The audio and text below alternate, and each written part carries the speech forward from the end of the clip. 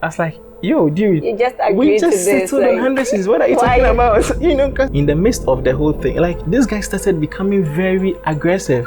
He just punched me in the face for no reason. I'm not kidding. He A just punch on your face. Traumatizing. I'm telling you. Hey everyone, welcome back to the socials, and as usual we have African tales, from many different people and special faces. Today we have a rather special, very special face that you might be used to. So sit back, relax. I'm Adelaide and I'll be your host for today. Hi, welcome back from the break. So like I said, a very special face, and here with me today is none other but Randy. Yeah. Tax. Hi, Randy Hello. Tax. How are you doing? I'm good, thank you. Okay. How are you too? I'm very fine. We are really glad to have you today. Oh, thanks for having me. Yeah, so as you know, it's the socials. So we are here for all the tales, all the sweet stories you want to tell us. Of course. The story I have today is about how I got robbed at some point somewhere last year. Yeah. Okay. Yes, it happened at this very popular place in Accra, Ghana, and it's popularly known as Circle. Oh, okay. Like the Kwame Nkrumah Circle. I mean, for those who know the place. Yeah, a lot of us can relate to that, right? Yeah, so it's actually a very popular bus station, but then it also doubles as one of the main places in the country where you can find a lot of tech gadgets to buy. But then it's also well known for the theft that happens there on a regular basis. Yeah.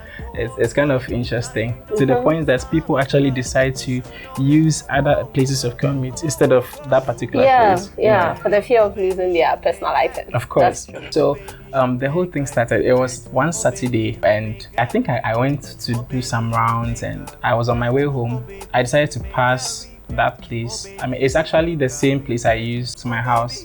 On a regular basis? Yes. Okay. So I had this old Infinix device that I was using at the time. I mean, it was old, but then it was still in good condition. I had plans of buying a new phone, but then nothing was moving me. There was no drive, no motivation. Exactly. And this place, usually when you're passing, you have a lot of people like dragging you just so that they can advertise their products to you, their phones, laptops, and whatnot. So true. So I was just passing, and this guy had this very nice and shiny, I think it was a Samsung Galaxy S10 Plus or so. Yeah. Okay, and for someone aspiring to buy a phone. Yes, it caught my eye. I mean, I had an Infinix device at the time, but it wasn't a very expensive one. And you guys all know this Samsung device is quite expensive. And so I approached the guy. And we started talking, and he was excited. He was showing me the device. He was even handing it to me that like you should check it out. Exactly. Just take a look. Because they have this thing they do. They hand you their device with the hope that once you have it, there's a higher probability that you're gonna purchase it from them afterwards. But then at that point, I had my backpack, and I also had this bag I was holding. So from the rounds you were doing. Yes, my hands were busy. But then I still took the device because I was like, let me just check it out, just in case he gives me a good deal. Yeah. Then I might actually buy it. So I took the device and I checked the specs and all, and it was actually an original Samsung phone. Yeah. So we started to negotiate prices, and it was, I think he said I should add. I mean, he mentioned this outrageous figure, and I was like, nah, I'm not gonna give that, because I hadn't even planned of buying a phone at that point in time. So we actually negotiated down to me adding 100 cedis to the phone I was using at the time. I know it sounds crazy because the Infinix phone is a very cheap phone. Exactly. But then these people sometimes, because they need money, when you're able to negotiate with them, sometimes they actually give you, because they just a very need money. good deal. Yeah. And it's really genuine too. Yes. So I was like, maybe today's my day. Today's my lucky day. I was like, 100 cedis. Okay, cool. Mind you, I was carrying my backpack and I was having a bag in my hand. So I took out my wallet and took out 100 cedis. I think I should state that I had done a lot of deals at the same place at Circle. Way back in high school, we used to go there to swap phones, buy phones. So I was very familiar with their way of operation. Yeah. So I didn't want to be caught off guard at all. So I actually had the Samsung phone that I was going to swap with. I had that with me the entire time. So I was quite confident in handing him the money because he also had my phone at the time. Your phone, because I had his in hand. And I held it, firmly, because these guys can be very rowdy at times. So I had the phone, I handed him the money like I said. Then all of a sudden, this guy was like, no, the 100 cedis is too little. Yeah. I was like, yo, dude, you just agreed we just to this, settled on 100 cedis. What are you talking about? Because the whole thing was like, what is wrong with this guy?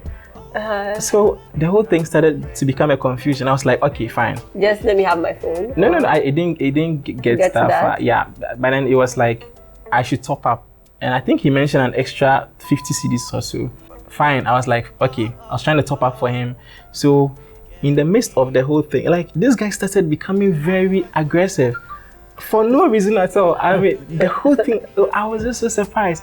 At this point, did he still have your phone? He had my phone, his hand, and I had his. He still had. Okay. I had his, but then I was carrying a bag in one hand and then the phone in another. So I was very with your occupied. wallet also. Yes, with my wallet. So you can picture the whole thing. Yeah. So I attempted to give him the money. He was like, no, the money is even too little. I should top up. The extra again. The extra is too little. I'm not kidding.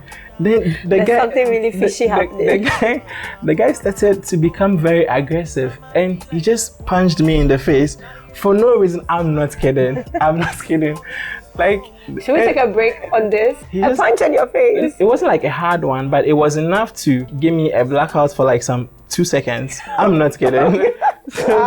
So when I began, traumatizing. I'm telling you, not to break Randy tax, but I remember very well, and I think a lot of people in Ghana would relate to when there was this news item on a lady who had lost her phone, and she kept tracking it. She said she had gone to get groceries.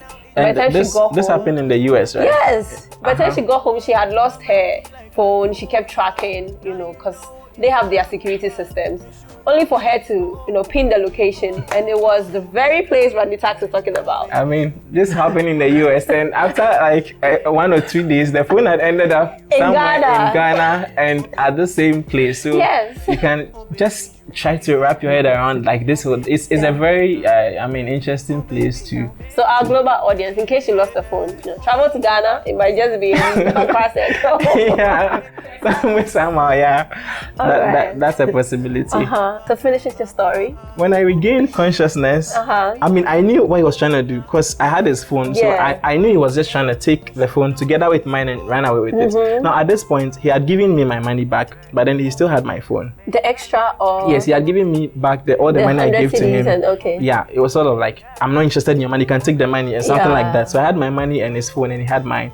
So when he did that thing, because I knew I had his phone in hand, the moment I regained consciousness, then I started to run away because I knew I had his phone. The phone and your money. And my money, of course. Yeah. So all he was getting was now your Infinix phone, and you had a better phone. Exactly. So that was that was the thought process after. So I ran for a few meters and everyone was like, what's going on? But I didn't mind anybody because I knew these guys can be, a bit.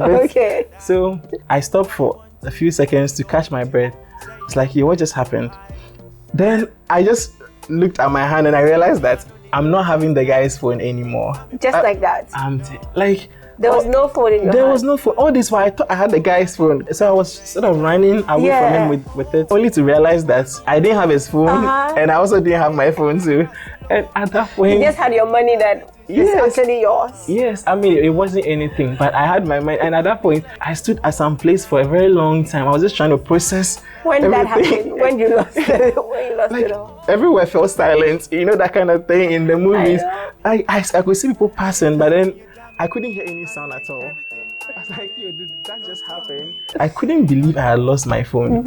It had all my files and everything. For my SIM cards, I could get them back. But then I didn't have any backup anywhere. So I was just trying to think about the whole process. Yeah. At that point, I had a burner phone, what is popularly known as a YAM phone in Ghana. And it had this spare SIM card in it. So I was just using, so I just went to sit in the car. Tried to call your phone? I did try to call my phone, but at that point, you already know what to expect.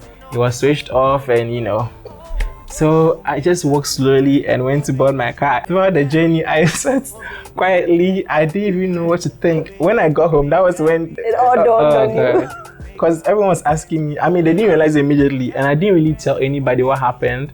they were asking me, where's my phone? I was like, I didn't really tell them the actual story. I'm sure now. So then they'll watch and then they'll know exactly what happened. I just thought this was too embarrassing, you know, for somebody who thought, you know, I had so much confidence. Circle, you know, circle, yeah, so I just told them this story that I was pickpocketed or something like that. And a couple of days later, I went to get a new SIM card. And I think about 2 weeks later, I actually went to buy a new smartphone. The fact that I had lost all my files from the previous phone was the only challenge. That's what happened to me at Circle. I had so much confidence in myself, and yes, this guy still managed to, you know, so sometimes you can be walking there and then you literally feel somebody trying to remove things from your pockets, from your bags. It's a scary place, people. Yeah, it's actually a scary place on a regular basis. 9 day dawn, whatever time of day is scary. This is what happened to me. I hope that you know, you get to learn from it. I hope it entertains you. I'm sure a lot of, you know, our Ghanaian-based viewers can relate to Circle and probably have stories, you know, so drop the comments wherever you have it. You know, we are going to watch and we are going to read and we are going to relate with you. I don't know about you, but it was both fun. I had, you know, a ride of emotions listening to Randy Tak's story today. You know, I have my own stories, you know, with Circle, you know, relating in Accra, Ghana here. If you would like to feature on the channel, we ask that you save the number showing on the screen, reach us solely on WhatsApp, and we'll be glad to share your story with the whole world, with the global audience. So if you like the video, don't forget to like, subscribe to the channel, share the video with friends and all others. So, you know, join us, join the whole big family. We'll be glad to have everyone join us. Thanks for being with us, and God bless. Hello, so I'm currently on top of the Circle interchange. It's a very risky thing to do, but I'm here and I've got some cool shots of the place, so I'm gonna just leave here because there are a lot of cars passing by me. So I'll see you guys. You make a regret, oh baby, you make a regret, oh baby, you